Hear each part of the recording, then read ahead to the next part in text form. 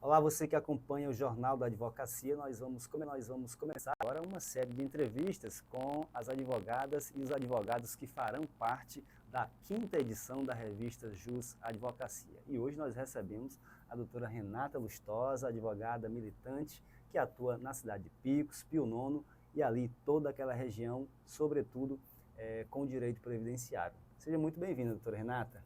Obrigada, é um prazer, Daniel, estar aqui, fazer parte dessa edição e poder contribuir e colaborar com a advocacia no Piauí. Excelente. A gente vai tratar sobre alguns temas sobre a sua área, que é de maior atuação, que é o direito previdenciário. E a nossa primeira pergunta é uma pergunta que tem sido destaque entre os advogados e advogadas que atuam nessa área, que é sobre a importância do planejamento previdenciário. O que seria, doutora Renata, esse planejamento previdenciário? Vamos lá. Quando a gente fala planejar, quando vai planejar, a gente vai se preparar.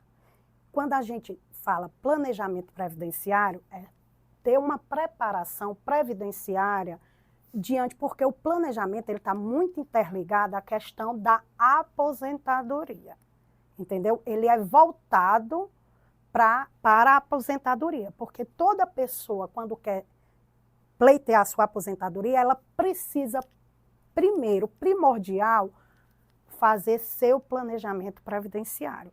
Porque existe hoje um leque de requisitos para alcançar uma aposentadoria. Antigamente, a gente, quando falava em aposentadoria, só pensava em idade. Hoje, não. Envolve contribuição, idade, somatória, toda uma transição. Então, para que a pessoa alcance a sua desejada aposentadoria, ela tem que passar pelo planejamento previdenciário, que é o mais importante e o principal para a vida daquela pessoa, porque quando a gente fala em previdência, a gente está falando da nossa vida, do nosso futuro. E planejar é pensar no futuro.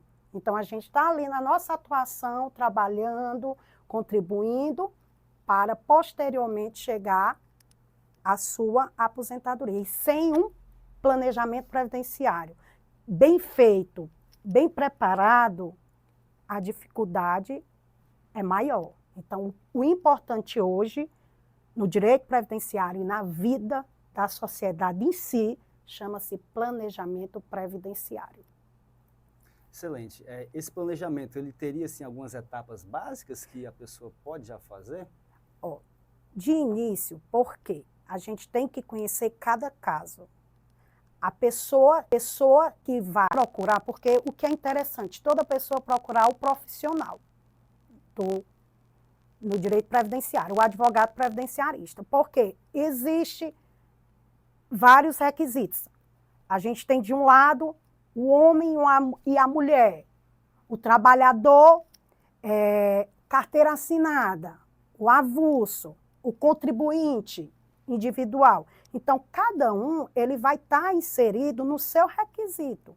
A contribuição, o planejamento daquela pessoa é específico para cada um, entendeu? Então, assim, ele já tem que se preocupar desde o início. Quando você entra na vida ativa, de trabalhar, de exercer uma função, seja ela autônoma, já se preparando, se planejando de acordo com a sua previdência.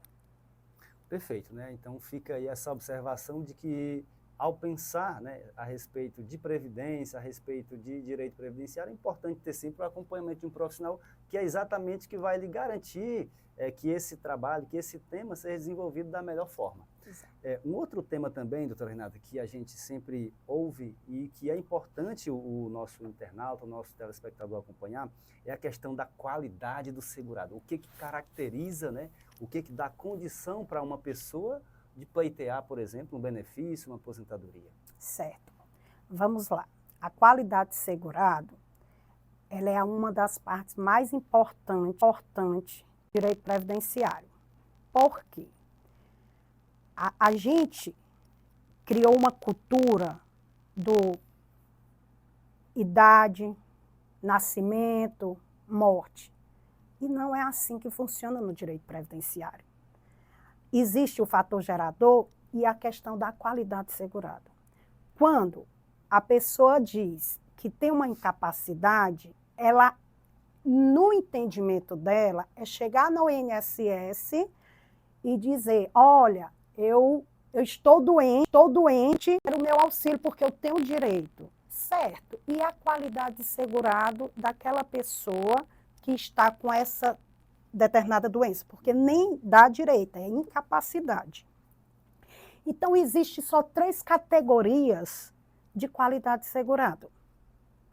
O segurado especial, que é o trabalhador rural, o carteira assinada, CLT, quem trabalha de carteira assinada, e quem paga a previdência, que é o contribuinte individual facultativo. Então, essas 3 categorias terão qualidade de segurado. Para estar amparado pela Previdência, a gente escuta muito. O INSS é ruim porque nega o benefício. Eu completei a idade. Eu estou cego. E a qualidade de segurado? Ela existe? Só existe um requisito, é o chamado binômio. Tenho que ter os 2. O critério idade para aposentadoria, qualidade de segurado. O critério incapacidade, qualidade de segurado. Então, para todo e qualquer benefício previdenciário, você tem que ter qualidade de segurado. Exceção do benefício assistencial. É o único benefício que não entra o requisito de qualidade de segurado. Mas, no geral, todos os benefícios, para ser pleiteado, tem que ter uma qualidade de segurado amparada. Perfeito. E aí, mais uma vez, fica a observação sobre a importância, diante de uma situação semelhante como essa, de você procurar um profissional que vai estar ali tirando suas dúvidas, que vai estar lhe orientando para tomar as melhores decisões. Doutora Renata, estamos finalizando a nossa entrevista, mas a gente queria abordar um tema que tem repercutido, que foi um caso de um pastor que pleiteou na justiça a sua relação de emprego com uma igreja. E aí, no processo, ele alegou algumas situações, que desenvolvia algumas atividades, e aí foi negado a ele esse direito.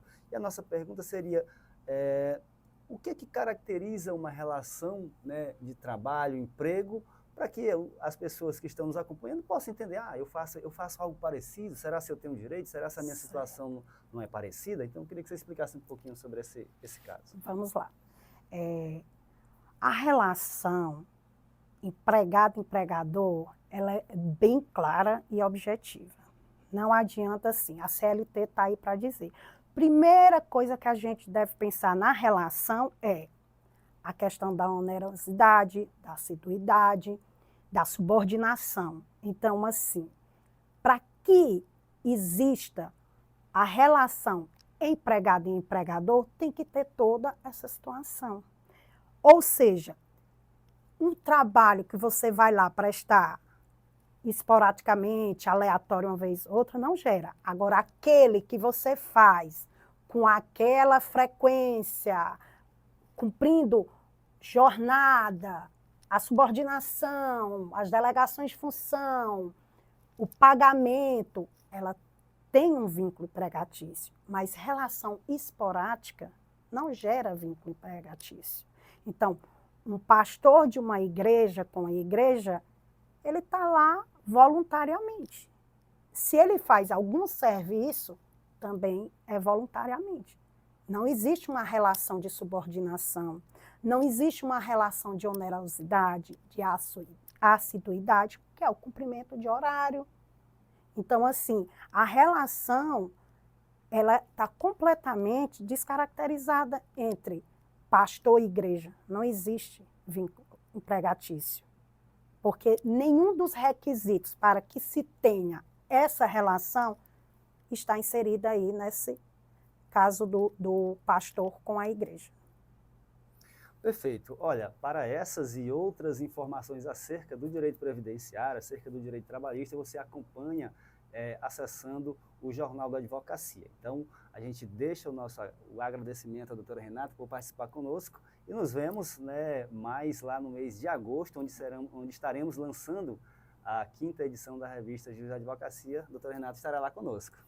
Obrigada, foi um prazer, Daniel. Sempre é um prazer contribuir, poder estar passando a informação para a sociedade, porque assim, essa é a nossa ferramenta de fazer o esclarecimento e contribuir para o conhecimento de todas as pessoas. É isso. Então, nos vemos nas próximas entrevistas.